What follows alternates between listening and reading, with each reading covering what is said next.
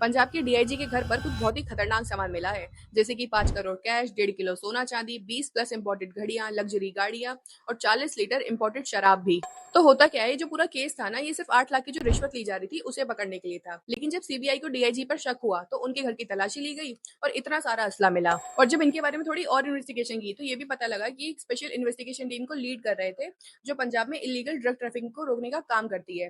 और ये काम किस तरीके से कर रहे थे अब वो भी समझ में आ रहा है। किसी ने एक बात बहुत सही कही है कि इंसान सिर्फ तभी तक ईमानदार है जब तक उसे बेईमानी का मौका नहीं मिलता। अब यहाँ पर सोचने वाली बात है कि जो ये डीआईजी की पोस्ट होती है, ये एक बहुत ही बड़ी और रिस्पॉन्सिबल पोस्ट होती है।